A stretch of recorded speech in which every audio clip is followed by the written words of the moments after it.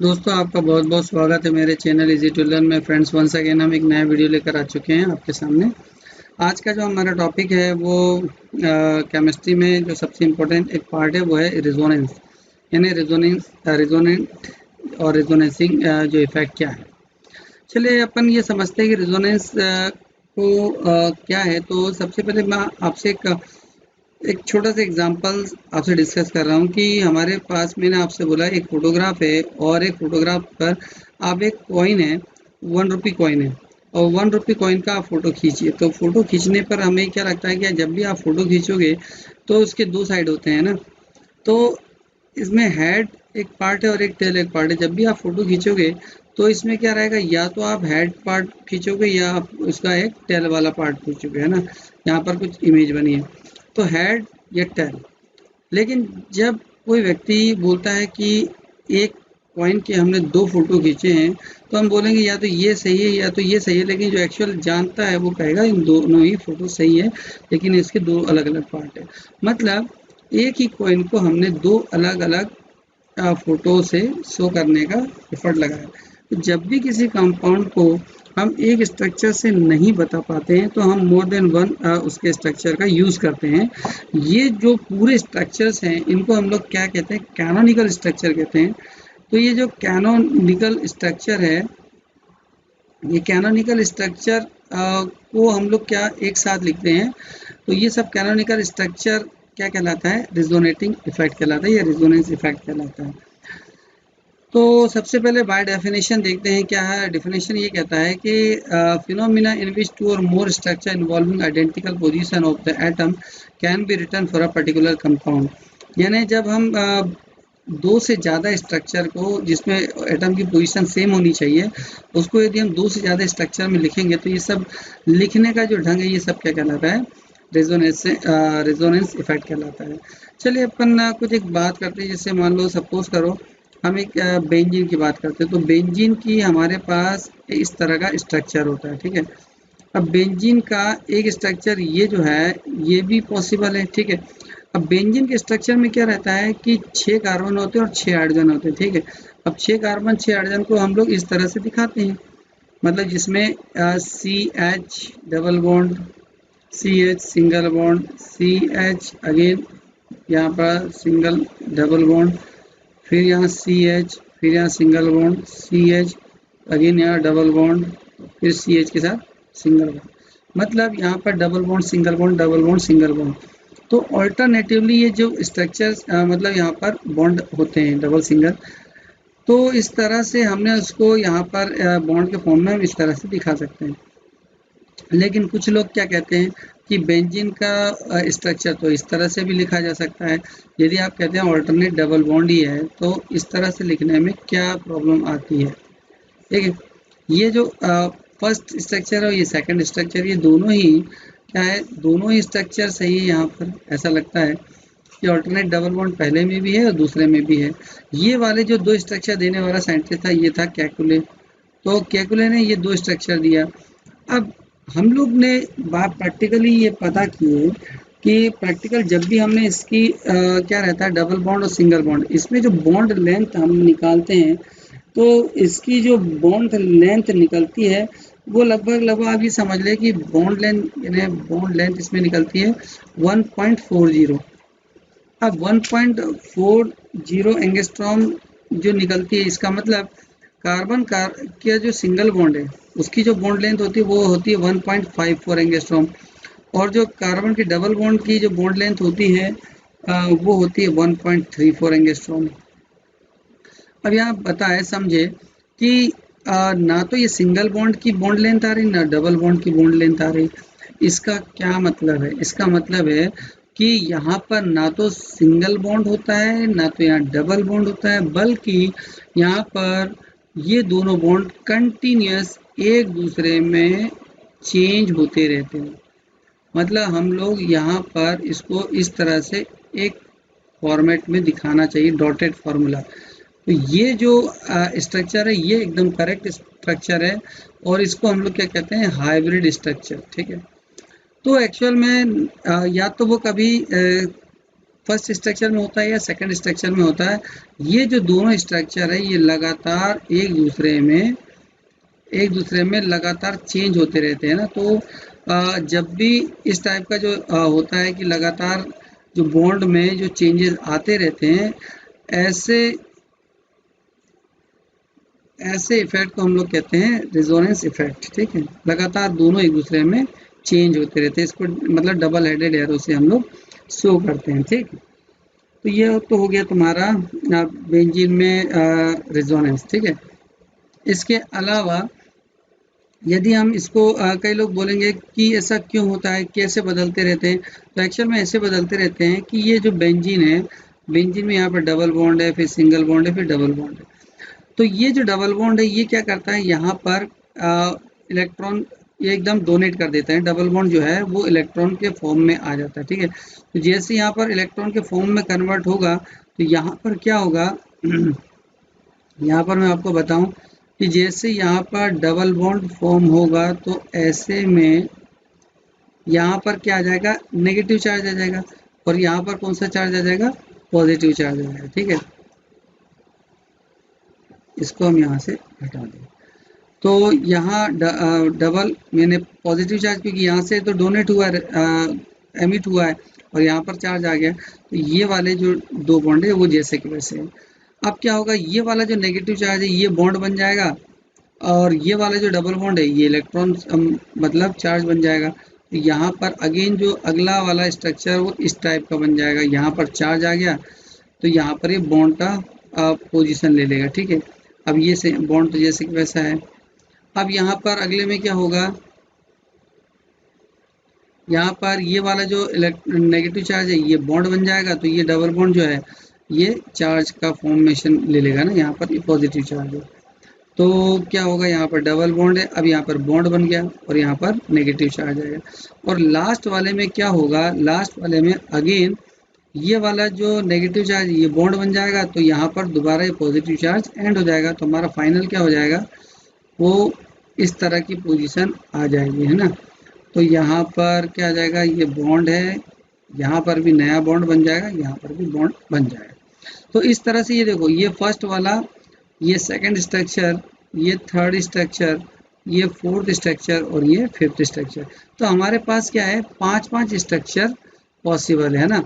लेकिन इसमें सबसे ज़्यादा जो कौन सा स्ट्रक्चर हमें देखने को मिलता है, वो स्ट्रक्चर होता है जिसमें कोई चार्जेस नहीं होते। तो विदाउट चार्जेस यानी विदाउट आइडेंटिकल जो रेडिकल, विदाउट रेडिकल वाले जो है वो फॉर्मेशन है पहला वाला और ये फिफ्थ वाला। ठीक है, तो यही दो स्ट्रक्चर सबसे ज़्यादा बेंजीन इसमें स्टेबल रहता है। तो ये फर्स्ट वाला और ये लास्ट वाला, तो ये जो दोनों हैं ये बेंजीन के रेजोनेटिंग स्ट्रक्चर होते हैं। ठीक है, अच्छा, और कहाँ ये जो देखने को मिलता है रेजोनेटिंग स्ट्रक्चर, तो कुल मिलाकर हम लोग ये बोल सकते हैं कि इसमें जो डबल बॉन्ड की शिफ्टिंग होती है, तो डबल बॉन्ड जो रहता है उसको पाई इलेक्ट्रॉन कहते हैं। ठीक है, तो पाई इलेक्ट्रॉन जो है इसमें डी लोकलाइज हो जाते हैं ना, इलेक्ट्रॉन जो है वो डी लोकलाइज यानी delocalisation of pi electron is called resonation. ठीक है, पाई इलेक्ट्रॉन डी लोकलाइजेशन के टेक प्लेस। ठीक है, तो ये हमारा सबसे मेन इसमें होता है। चलो अब वन मोर एग्जांपल से देखने का प्रयास करते हैं कि इसमें क्या होता है। देखो, एक एग्जांपल मैं लेता हूँ, यहाँ पर R C double bond oxygen और यहाँ पर सिंगल बॉन्ड ऑक्सीजन। तो यहाँ पर इलेक्ट्रॉन इस तरह से आ जाएंगे। ठीक है, एक मिनट, यहाँ एक्स्ट्रा इलेक्ट्रॉन जो है उसको मैं हटा दूँ। तो यहाँ पर 6 इलेक्ट्रॉन आ गया, यहाँ पर 2 पेयर इलेक्ट्रॉन्स के आ गए। चलिए, तो सेकंड पार्ट क्या है इसका कि यहाँ पर मैंने कार्बोक्सिलेट आयन लिखा है। ठीक है, ये जो कार्बोक्सिलेट आयन है, क्या इसमें भी रेजोनेटिंग स्ट्रक्चर पॉसिबल है क्या? तो ये कार्बोक्सिलेट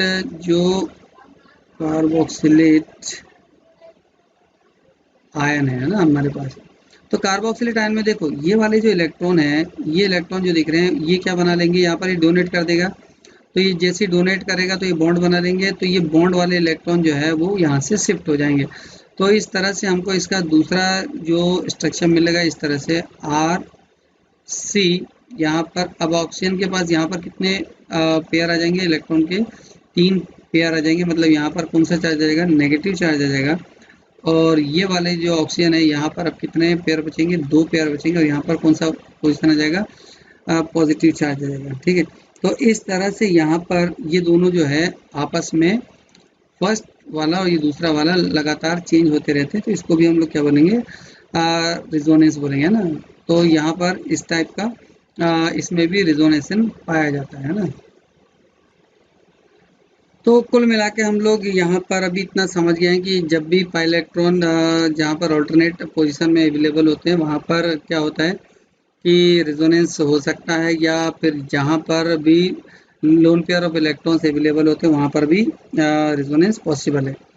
एक तीसरी और कंडीशन देखते हैं हम लोग यहाँ पर, जिसमें लोन पेयर जो लोन पेयर है वो भी ऑल्टरनेट में भी पोजीशन में भी अवेलेबल, जैसे अभी ऊपर देखे थे अपन ने, मतलब लोन पेयर ऑल्टरनेट अवेलेबल होनी चाहिए। ठीक है, तो जब भी ऑल्टरनेट अवेलेबल होंगे लोन पेयर तब भी यहाँ पर रिजोनेंस होता है। वन मोर एग्जांपल से हम समझते हैं, जैसे यहाँ पर एक CH2 double bond CH allyl group है विथ NH2। ठीक है, यहाँ पर लोन पेयर है नाइट्रोजन के पास। अब क्या होगा, नाइट्रोजन जो है वो लोन पेयर को क्या कर देगा, यहाँ से डोनेट कर देगा, तो ये इलेक्ट्रॉन जो है डबल बॉन्ड जो है वो इलेक्ट्रॉन के फॉर्म में यहाँ पर आ जाएगा। ठीक है, मतलब जो इसका स्ट्रक्चर कैसे बनेगा, CH2 यहाँ पर 2 इलेक्ट्रॉन आ जाएंगे, नेगेटिव चार्ज आ जाएगा। ठीक है, और यहाँ पर CH2 और इसके ऊपर कौन सा चार्ज आएगा, पॉजिटिव चार्ज आ जाएगा। ठीक है, तो यहाँ पर ये दोनों स्ट्रक्चर जो है ये भी रिजोनेंस में ही अवेलेबल होते हैं। तो लोन पेयर जब भी ऑल्टरनेट अवेलेबल होते हैं, इन्हें यहाँ पर होगा, फिर यहाँ पर डबल बॉन्ड, इन्हें लोन पेयर और पाई इलेक्ट्रॉन जब भी ऑल्टरनेट होते हैं तो भी क्या होता है, वहाँ पर रिजोनेंस अवेलेबल होता है। ठीक है, तो फ्रेंड्स ये दूसरी कंडीशन भी आपको याद हो गई है ना। चलिए अब जो फोर्थ कंडीशन है वो हम समझते हैं यहाँ पर, कि जब भी पाई बॉन्ड है ना, पाई बॉन्ड जो है वो नेगेटिव चार्ज के साथ, पाई बॉन्ड जो है नेगेटिव चार्ज के साथ ऑल्टरनेट होता है, से अटैच होता है, तब भी यहाँ पर क्या होता है कि रिजोनेंस मिलता है। जैसे सपोज करो CH2 double bond CH single bond CH2, यहाँ पर एक लोन पेयर है, इन्हें नेगेटिव चार्ज है। ठीक है, अब हमें देखना है कि क्या यहाँ पर भी रिजोनेशन मिलता है, कि जब यहाँ पर यहाँ चार्ज है तो क्या होगा, ये वाला जो इलेक्ट्रॉन है यहाँ पर डोनेट हो जाएगा, तो ये डबल बॉन्ड क्या ले लेगा, यहाँ पर चार्ज बन जाएगा ना, नेगेटिव चार्ज। तो अगेन यहाँ पर क्या देखते हैं कि CH2 CH2 यहाँ पर जैसे ही ये इलेक्ट्रॉन यहाँ पर आ जाएगा तो यहाँ बॉन्ड बन जाएगा, तो यहाँ डबल बॉन्ड बन जाएगा। ठीक है, और ये जो डबल बॉन्ड था ये इलेक्ट्रॉन के फॉर्म में यहाँ पर आ गया, तो इसके ऊपर कौन सा चार्ज आएगा, नेगेटिव चार्ज आएगा। तो यहाँ पर ये दोनों भी आपस में ये क्या है, ऑल्टरनेट एक दूसरे में चेंज होते रहेंगे, तो मतलब ये भी एक प्रकार का रिजोनेशन होगा। ठीक है, चलो अब देखते हैं। चलिए अब जो है फिफ्थ कंडीशन देखें, यहाँ पर फिफ्थ कंडीशन ये कहती है कि जब भी पाई बॉन्ड जो है वो किसके साथ, कोई मान लो रेडिकल के साथ है ना, कोई रेडिकल के साथ यदि अटैच हो, तो रेडिकल एटम के साथ यदि अटैच होता है तब भी वहाँ पर रिजोनेंस अवेलेबल होता है। चलिए अपन इसको एक्सप्लेन करते हैं। जैसे सपोज करो कि यहाँ पर CH2 double bond CH single bond CH2 और यहाँ पर एक रेडिकल अवेलेबल है। ठीक है, ये सिंगल इलेक्ट्रॉन यहाँ पर अवेलेबल है, तो अब क्या होगा कि यहाँ पर जो पाई इलेक्ट्रॉन है ये क्या हो जाएगा, टूट जाएगा। तो दोनों जो कार्बन कार्बन है आपस में इन्हें एलाइलिक ग्रुप में ये दोनों अपने अपने इलेक्ट्रॉन लेकर अलग हो जाएंगे। तो जैसे ही अलग अलग होंगे तो इनके पास क्या होगा, CH2 यहाँ पर अपना खुद का इलेक्ट्रॉन आ जाएगा, और यहाँ पर दूसरा CH जो है और ये CH2। अब देखो यहाँ पर भी इलेक्ट्रॉन है, यहाँ पर भी इलेक्ट्रॉन है, तो क्या होगा, इन दोनों के बीच में एक बॉन्ड बन जाएगा। जैसे ही बॉन्ड बनेगा तो यहाँ पर ये इलेक्ट्रॉन रह जाएगा, मतलब ये दोनों स्ट्रक्चर आपस में कंटिन्यूस चेंज हो सकते हैं। तो ये नेक्स्ट कंडीशन क्या कहती है कि जब भी कोई पाई बॉन्ड किसी रेडिकल के साथ अटैच होता है तो वहाँ पर भी रिजोनेंस अवेलेबल होता है। ठीक है, जैसा कि ये इस एलाइलिक ग्रुप में हमने देखा। चलिए नेक्स्ट कंडीशन देखते हैं कि जब भी पाई बॉन्ड जो है, ठीक है, पाई बॉन्ड के अलावा पाई बॉन्ड या फिर लोन पेयर, पाई बॉन्ड या फिर लोन पेयर, दोनों में से कोई भी जब पॉजिटिव चार्ज के साथ है ना, यानी पॉजिटिव चार्ज के साथ अटैच होते हैं, पॉजिटिव चार्ज के साथ जब अटैच होते हैं तब भी हमें वहाँ पर क्या रिजोनिंग जो है देखने को मिलता है। तो देखें एग्जांपल से हम समझते हैं यहाँ पर कि मैंने यहाँ पर क्या लिखा, CH2 सिंगल बॉन्ड ऑक्सीजन, यहाँ पर 2 लोन पेयर हैं और ये CH3। अब यहाँ पर मैंने एक पॉजिटिव चार्ज बना लिया है, ये कैटायन जो है कैटायन के फॉर्म में है और यहाँ पर ऑक्सीजन पर जो है दो लोन पेयर है। अब क्या होगा, यहाँ पर ये जो इलेक्ट्रॉन है यहाँ पर ये डोनेट हो जाएगा, डोनेट जैसे ही होगा तो क्या होगा, यहाँ पर एक नया बॉन्ड बन जाएगा। कार्बन का क्या जो है इलेक्ट्रॉन यहाँ पर इसका मतलब है यहाँ पर ऑक्टेट जो है वो इनकम्प्लीट है, ऑक्टेट जो है यहाँ पर इनकम्प्लीट है, मतलब यहाँ पर अभी वैकेंट है, खाली है। तो जैसे ही यहाँ पर हम क्या करेंगे, जैसे यहाँ पर इलेक्ट्रॉन देंगे तो यहाँ पर CH2 क्या बना लेगा, डबल बॉन्ड बना लेगा ऑक्सीजन के पास, ये एक पेयर बच जाएगा। यहाँ पर चूंकि इलेक्ट्रॉन वो दे चुका है तो यहाँ पर कौन सा चार्ज आ जाएगा, पॉजिटिव चार्ज आ जाएगा। अब यहाँ पर फिर एक स्ट्रक्चर बन गया, मतलब यहाँ पर ये पहला स्ट्रक्चर हो गया, ये दूसरा स्ट्रक्चर हो गया। तो इस तरह से ये 2 स्ट्रक्चर का रेजोनेंस यहाँ पर अवेलेबल हो जाएगा। तो देखिए आप लोग ने कि किस तरह से यहाँ पर रेजोनेशन पॉसिबल होता है। तो फ्रेंड्स ये जो 6 कंडीशन है ये आप अच्छी तरह से याद कर लेंगे, ठीक है। तो फ्रेंड्स हमने यहाँ पर मैं आपको फिर से बता दूँ शॉर्ट में कि जब भी डबल बॉन्ड इन्हें पाई बॉन्ड ऑल्टरनेट होता है तब भी वहाँ पर रेजोनेंस पाया जाता है। सेकंड कंडीशन ये है कि जब भी कोई डबल बॉन्ड यानी पाई इलेक्ट्रॉन का डीलोकलाइजेशन होता है, इसमें जब भी लोन पेयर ऑल्टरनेटली अवेलेबल होता है तो यहाँ पर तब भी रेजोनेंस अवेलेबल होता है। जब भी पाई बॉन्ड किसी नेगेटिव चार्ज के साथ ऑल्टरनेट होता है तब भी वहाँ पर रेजोनेंस होता है। जब भी पाई बॉन्ड किसी रेडिकल एटम के साथ अटैच होता है तब भी वहाँ पर रेजोनेंस अवेलेबल होता है। जब भी लोन पेयर किसी पॉजिटिव चार्ज के साथ अटैच होता है तब वहाँ पर रेजोनेंस अवेलेबल होता है। तो फ्रेंड्स ये लास्ट इसकी कंडीशन थी। तो ये वीडियो का एंड पार्ट है। तो जो लोग भी मेरे चैनल में पहली बार जुड़े हैं उसको सब्सक्राइब कर लें और दोस्तों के साथ इस वीडियो को शेयर जरूर करें फ्रेंड्स, और यदि कोई प्रॉब्लम हो तो कमेंट करें। Thank you friends watching this video.